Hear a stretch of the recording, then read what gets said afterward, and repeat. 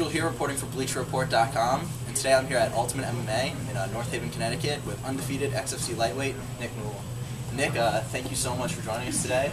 Congratulations, first off, for your latest victory. Earlier this month, you defeated Denis Hernandez in the first round by heel hook, just a minute and 11 seconds in. Tell us, how big of a win was this for your career? It was definitely a very important, big win for me.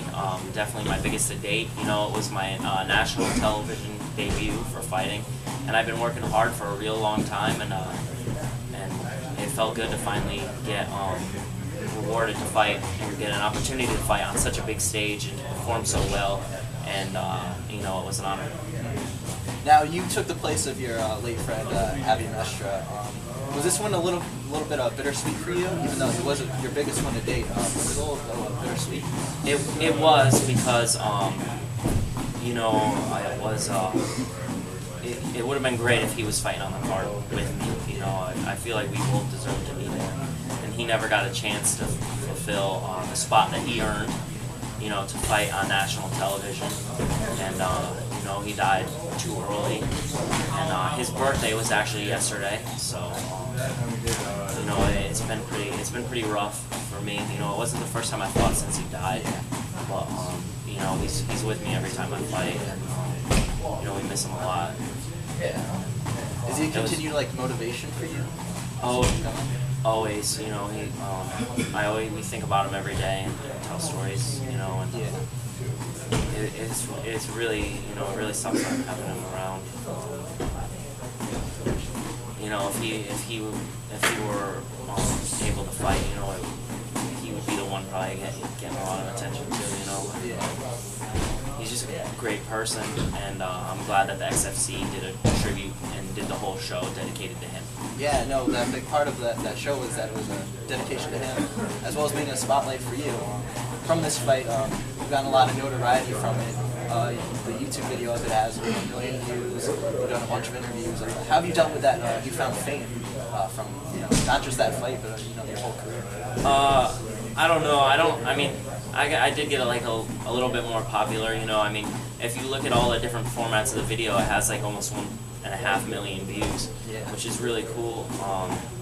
You know, but I mean, when I started training, I expected to reach a very high level, and I knew the hard work that it would take to get me there.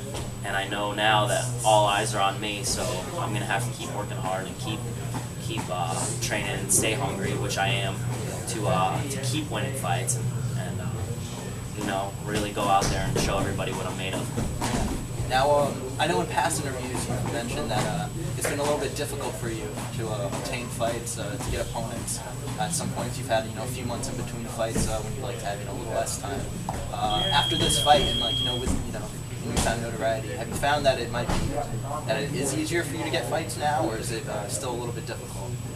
I think with the XFC being on HDNet and all the spotlight that comes with it, I feel now, you know, I'm taken very seriously as a competitor, and if someone gets a win over me, that can propel them to, you know, be popular or famous or whatever, and they, you know, so they get an opportunity to fight on TV. I think it's going to be a lot easier with HDNet, because that's pretty much every fighter's goal, to, you know, be in that spotlight. So it should be a lot easier for them to find opponents. You know, plus they have the budget to fly people in from around the country and stuff like that most local shows don't have. So yeah, I did spend 10 months, I think, in between one fight, and you know, I'd like to ideally fight every other month or every 3 months, so that, you know, stay as active as possible. Now, your career aspirations looking forward, where do you see yourself maybe in you know, a year or two from now, or maybe 5 years from now? You want to, obviously your goal is probably to get to the big show, correct? Yeah. You know, I'm very happy right now with the XFC. I think they're one of the best promotions and biggest promotions in the world. They're doing a great job, and they're really making a name for themselves. So I'm happy to fight for them. You know, and as long as I keep fighting the best fighter, you know, the better and better fighters, and test myself, I'd like to be known as one of the best in the world. You know, I see myself being the best, but that's because I believe in myself, and some people may not think that's possible. But you know, I always see myself winning, and I have big dreams, and you know. Yeah, definitely. Now you've obviously had to overcome a lot of adversity to get not only so much success in MMA, but also like in high school, college wrestling career, becoming a captain of your college wrestling team. Have you dealt with that adversity, and like what motivates you to keep going, to keep pushing yourself in the cage, in the ring? Well, I was born with one hand, so I've been like this my whole life, so it really feels natural to me. I mean, I guess overcoming adversity or whatever is what I've been doing since, day one, but it's just so natural to me. What keeps me motivated in fighting is that I love it. It's something that I truly enjoy, and when I go out there and fight, it's where I want to be. It's not something I do to impress anyone or like show anyone, hey look, I'm a fighter, isn't that cool? Like, it's something that I love to do, and I think that's why I bring that intensity and focus to the cage every time I fight. Awesome. I recently read on your Twitter, you retweeted a tweet that someone sent you about showing their kid like your fight and seeing like where you can go, because I think that they had the similar condition that you have. For all the people out there, have to overcome like different type of adversities. Do you find yourself as like kind of in like a role model position? Do you feel like do you consider yourself a role model for other people because you are a professional athlete? I'm in a position where people are watching me and paying attention to what I do, and I do have some mottos that I live by, and some ideals that I have, and just ways that I look upon life that I think are good, and if other people can pick up on those, I think that's a good thing too. And if you have a disability, that doesn't mean you should automatically be counted out, or especially don't count yourself out ever from anything. If you want it bad enough, you'll find a way to do it, and it's going to be a little bit harder than it would be normally, but you can do it. You can reach your goals. Just don't ever give up on yourself. It's better to go down trying than to wonder what it'd be like if you never tried at all. One last question before I let you go. How would you like to leave your legacy in the sport of mixed martial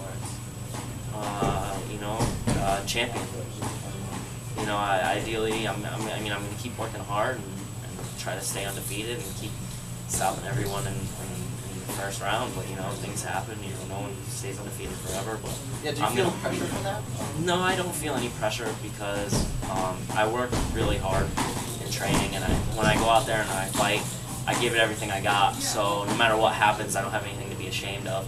And I think because I work so hard, I'm pretty well-rounded. I take a lot of risks because I'm comfortable wherever the fight goes. And I think that's gonna take me very far in the sport.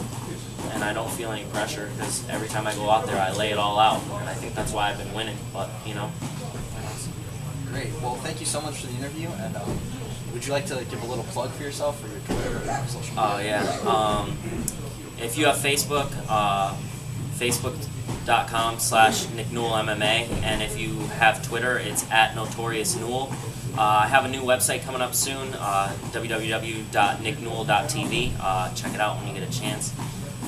Thank you to everywhere that I train, Ultimate MMA, and Fighting Arts Academy, Fitness Concept, and my management team, Combat Sports Agency. So.